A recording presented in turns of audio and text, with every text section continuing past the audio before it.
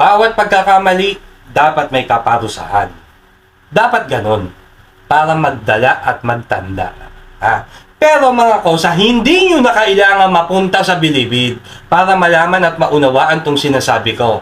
Diyan sa laya, pwede nyong gawin yan. Mas masarap dyan. Maaliwalas, malawak, magagawa nyo ang lahat. Pwede nyong gawin yung totoong disiplina, pagrespeto, paggalang sa mga namumuno dyan. Turuan nyo yung mga miyembro nyo. Kilatisin nyo kung sino yung mga nasa paligid ninyo. Bago nyo tanggapin o kamayan niyang mga yan. Para sa inyo din yan. Para maiwas kayo sa mga nagpapanggap lang.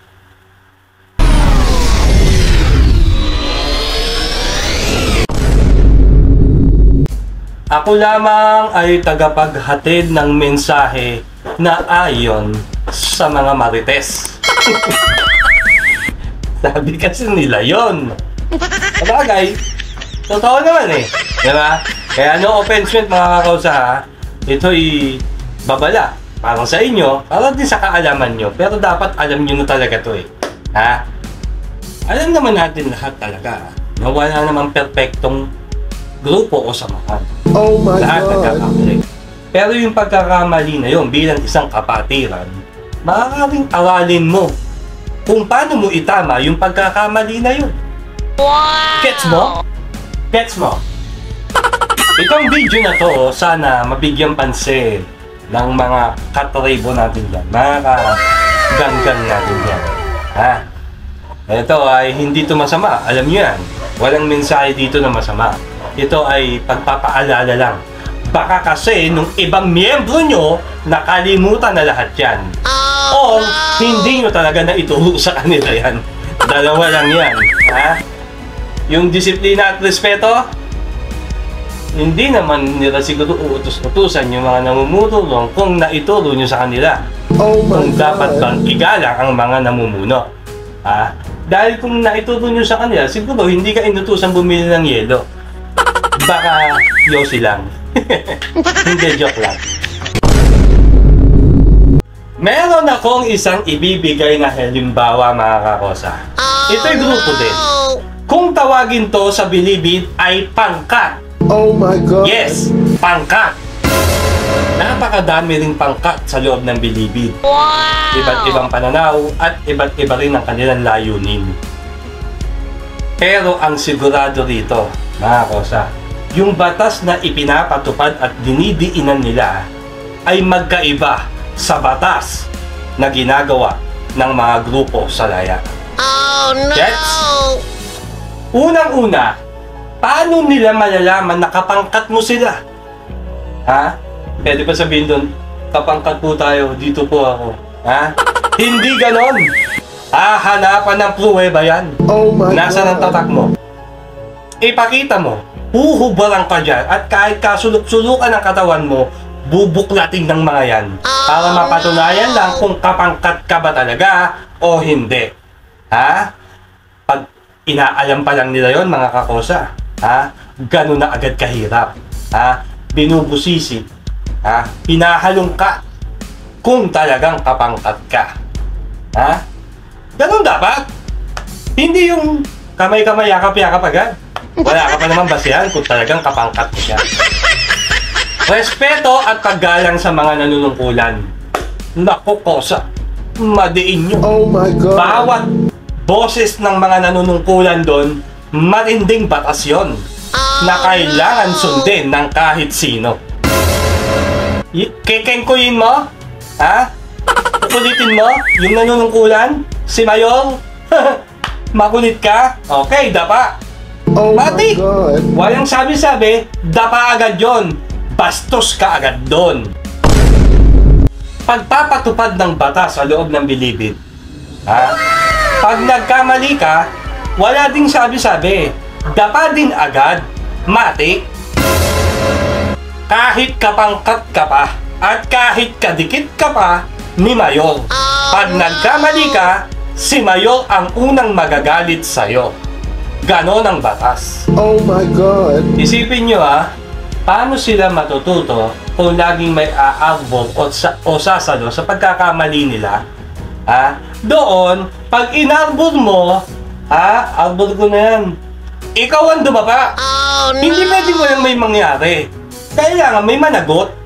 Kung gusto mong arborin yan, ikaw, dapa ka doon. Oh my Mahilig kang God. pumapel, aarbor-arbor ka. May masasaktan. Yun. At ganon kadiin ang batas doon sa Bilibid. Wow! Madidisiplina ka sa mga pangkat sa loob ng Bilibid. Sigurado ako dyan. Wala ka naman choice, kundi sumunod talaga. Kapag ayaw mong sumunod at lalabag ka sa mga kautusan sa loob ng Bilibid, matik may kaparusahan. Oh no! Kung di ka dumapa, pwede kang sumabit Oh sa mga my rehas God. doon. Buzzer to buzzer, mula umaga hanggang gabi, betsa ka lang.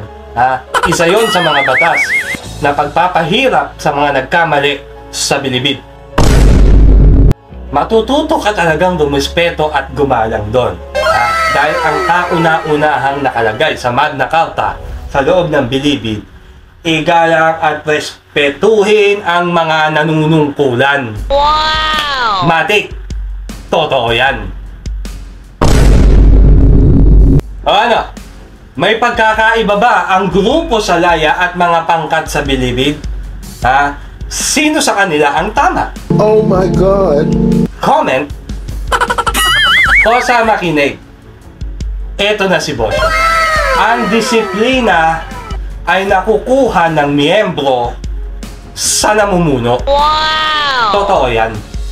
Pero kung kukonsintihin mo lang din ang mga maling gawa ng grupo mo o ng miyembro mo, huwag kang magtaka na balang araw, bastusin ka na rin ng mga yan. Dahil kasalanan mo din, hindi mo sa kanila na ituro ang tamang pagrespeto sa mga namumuno. Oh my God. Magkaroon kasi minsan ng kamay na bakal. Oh no! Yung boses na mabigat, yung katatakutan at iintindihin nila. Kasi puro ka lang, oo, sige, ayos yan, tama yan. Lagi mo silang pinapaburan. Kahit mali na yung ginagawa nila, pinapaburan mo pa rin sila. Kaya akala nila, okay lang yon. Kasalanan nyo rin yan, mga namumuno. Hindi maganda yung pagpapalaki mo sa miyembro mo. Oh my God. Hindi ko naman sinasabi na nagkulang kayo sa disiplina dyan sa mga miyembro nyo. Hindi ko naman sinasabing ganun. Pero, parang ganun na nga.